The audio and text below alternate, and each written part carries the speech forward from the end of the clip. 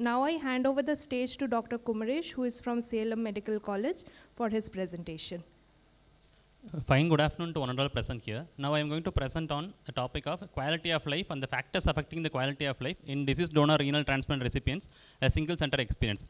Now, per se, going before into the topic, what is defined as quality of life? WHO defines quality of life as the individual perception of well-being in their context of value and culture based on their goals, standards, and expectations.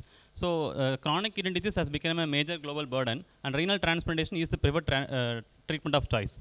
Due to the scarcity of organs, deceased donor renal transplantation is being actively carried out in many centers. But there are only few studies assessing the quality of life in these patients. So, quality of life refers to the person's well-being that covers all the 4 dimensions like physical, psychological, social, and environmental. In this study, I have used SF36 questionnaire that has 8 domains, and it is graded from 0 to 100, and the 8 domains is split into physical component score, mental component score. Now going into the study is a cross-sectional observational study done over a period of 3 months from Jan to March 2024. It is done in our center, GM KMCH Salem. Inclusion criteria, all the patients who are given informed consent and with well adherence to the immunosuppression medications. And exclusion criteria, patients who did not give consent or who have failed graft on a maintenance hemodialysis or who have expired due to other causes. Now, the questionnaires were given to the patient in both languages, both Tamil and English, and were clearly explained regarding the nature of the study. And who could not read, we explained to them, and we obtained the answers from them. And the following demographic and clinical data were collected from along with the SF36 forms: age, sex, dialysis vintage, educational qualifications of the patient right now and before the development of chronic kidney disease, employment right now and before the development of chronic kidney disease, number of years status post renal transplant, serum creatinine level, number of hospitalization history, biopsy proven rejection episodes, weight gain in the post transplant period, development of systemic hypertension, post transplant diabetes mellitus. So these are the forms and the demographic and clinical data collected. So now going into the data analysis, the study group consists of 52 patients, which majority being male population, around 67% are males, and with regards to the age, more than 47% were over 35 years, and with regards to education of the patient, 72% of the patient in our study completed only schooling, primary and secondary education, and only 26% completed graduation, and dialysis vintage, more than 80% of the patients had a dialysis vintage of more than 2 years. And status renal transplantation period, patients, more than 80% of patients were more than 1 year. And with regards to the employment, nearly 70% of the patients are working. In that 70%, 94% were males and only 5% were females. And serum creatinine, around 61% had a serum creatinine of less than 1.5 and 38% had a serum creatinine of more than 1.5. These are the pie charts representing the data. In the employment, majority were doing freelancing work like weavers or tailors or works that can do it in home. Only few were working in offices or corporate jobs. And hospitalization history, 63% had a history of hospitalization and 48% had a history of 1 or more rejection episodes, and 28% developed hypertension, 23% developed PTDM in the post-transplant period, and the overall PCS and MCS scores were overall PCS score was 87.2 and the overall MCS score was 89.7, and the overall MCS score was significantly higher than the overall PCS scores. Pie charts representing the data. Now going into the statistical analysis, with regards to gender, male patients had statistically significantly higher PCS and MCS score than the female population, and the age of the patient didn't significantly influence the PCS and MCS scores. And educational state of the complication, as I already mentioned, more than 70% did only schooling, but the patients who had completed graduation had a statistically significantly reduced MCS scores. And with regards to serum creatinine level, patients who had serum creatinine level of more than 1.4 had decreased MCS scores. And with regards to the status post renal transplant period, patients who had completed more than 1 year had increased PCS and MCS scores. And the history of admissions, that is how many times patient had admitted, didn't influence the PCS MCS scores.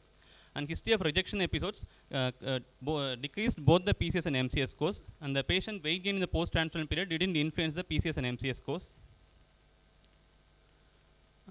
Patient developing systemic hypertension in the post-transplant period didn't influence the scores, but the patient who developed post-transplant diabetes mellitus had significantly decreased PCS scores. Now going to the discussion part. Age of the patient didn't influence the PCS and MCS scores in our study, but the younger patients had slightly higher PCS and MCS scores. The similar studies done in Western population, younger patients had statistically significant PCS and MCS scores, which is not present in our study. And gender, both the mean PCS and MCS score are statistically significantly higher in the male population. Two reasons could be attributed to the findings: better built body strength inherent to the male population, and the difference in the lifestyle in the post-transplant period, one being a working class and the other being a sedentary lifestyle, and the care of the caretakers towards the biased towards both male and female also decreased the PCS and MCS scores in female population. And as I already mentioned, majority of the males were working freelancing, like they didn't have any communication with the outside world. Many of the females in our study was initially working in the post-transplant period, has a history of acquired infections like UTI, LRI, URI, and has discontinued jobs. And education, patients who did only schooling had better PCS, had better MCS scores. Serum creatinine influences the mentality of our patients that hospitalization history or any other comorbidities. Rise in serum creatinine value in spite of the immunosuppression other ends takes a toll on the mental health of our patients. Serum creatinine value below 1.4 had significantly higher MCS scores, even though it didn't significantly influence the PCS scores.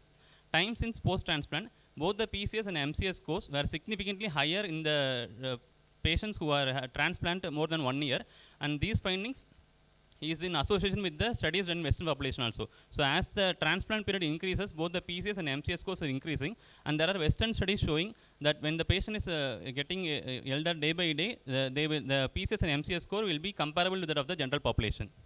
And post-transplant complication, post-transplant diabetes mellitus in the post-transplant period caused significant decrease in the physical component score.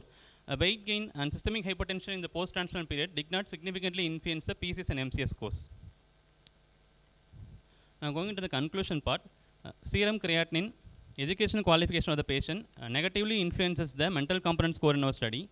Gender, male patients had a significantly increased PCS scores and MCS scores. Rejection episodes caused reduction of both PCS and MCS scores. PTDM significantly decreased the physical component scoring, and time since transplant increased both PCS and MCS scores. Overall means MCS scores are significantly higher than the PCS scores. Patient in the post-transplant period could not feel physically normal as they were before the development of kidney disease. Long-term intake of steroids, immunosuppressants, and the side effects could be attributed to the overall decrease in the physical component score.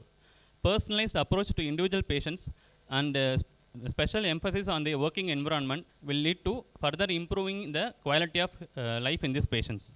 And as I have already mentioned in the starting of the topic, the health of quality of life depends on the goals, standard, and expectations of the individual patient in their population. So comparing to the Western studies, in the Western studies, the history of hospitalization episodes significantly affected the PCS and MCS scores. But in our studies, serum creatinine value, the numerical value, significantly influences the MCS scores in our population. And the limitations are, it is a small study with a small sample size with minor representation from female gender, and further longitudinal follow-up in these patients with the yearly assessment of health-related quality of life in these patients is needed. Thank you. This score SF statistics form in Tamil you are telling you used. So did you translate into Tamil, or is a Tamil version available, and is it validated? Sir, Tamil version, why there is validated? Tamil version is not available, sir, actually. So you translated it? I have to translate, sir, actually. Yeah, so then it's supposed to be validated, no? Before you use it. Yes, sir. So it is not available, you have to translate it. No, sir, it's not available in RAND, sir, actually. The other one, you have used a creatinine cutoff of 1.5. So Right. what is the reason to use a cutoff of creatinine cutoff of 1.5? Sir, actually I used the mean creatinine of the group, sir, actually. Mean creatinine was 1.5, sir, so I have used this as cutoff, sir. Okay. Because the creatinine can vary with age. There are male and female people, and the creatinine value will be different, right? Yes. And other is, why did you choose to do it in deceased donor and not living donor transplant? Sir, Any specific reason to, did you expect any difference between living donor and deceased donor? Sir, first I read the old literature available, sir, and there are many literatures available for living kidney transplantation, sir, and there are only few articles available for deceased donor renal transplant, sir. So I thought it would be a good study, and in our center we are doing a large number of cadavers, sir. So I thought I have a good population to study, and if we do for deceased donor renal transplantation means it will be looking like at the transplant from the base of the pyramid, because they obviously they are not affordable patients, reliable only on the GH. So we have know that transplantation is the treatment of choice for ESRD patients. But even in a resource limited setting, in the deceased donor itself, the health related quality of life is increasing. That's what I observed from my studies. So I want to do in this topics. No, to say it has increased, we don't have a reference quality of life before transplant, no? So how can we say it increased? Sir, actually there are various studies comparing quality of life for patients in chronic kidney disease and hemodialysis and in the post-transplantation period, sir. And I took... No, that's okay. So I just was trying to point out, this is a just cross-sectional one point we have done a cure Yes, sir. quality of life, and so we can't say it has increased, no? Yes, sir. Because we don't have reference value for these people before transplant or on before dialysis. transplant, it's not available, sir, but... It's expected to improve, but yeah, I No. understand. All right. You are telling the scores were better for males, but then there are multiple other confounders. So did you think of doing any multivariate regression or something to as part of your statistical analysis? Yes, sir, but there are confounders, sir, but I didn't do it, sir, actually. Okay. Thank you. Why did you choose the deceased donor recipients? Did you compare this with comparable live donor recipients to see whether this makes any difference?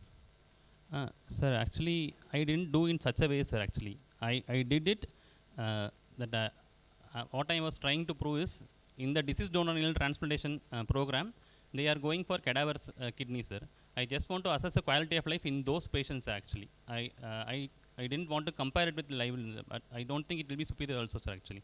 I personally want to assess the factors that are that will increase the quality of life in these patients. And what I found out was, when the patient is working means he had a better quality of life because the patient is satisfied. And if the patient is not having any complications like PDA means he is satisfied, his quality of life is increased, sir. So you have nothing to compare with, really. Yes, I didn't compare with the previous values, sir. I compared within the parameters which affect the quality of life, sir. There are other studies which compare quality of life in CKD patients and in the post-transplantation period, sir, actually. I didn't want... Do you know of any other methods of assessing quality of life other than SF36? Sir, there are other forms like WHO BREF questionnaire, sir. But it assesses the overall health quality, it assesses the overall quality of life, sir. Like sleep disturbances, sexual activity, and it doesn't include the health parts, sir, actually.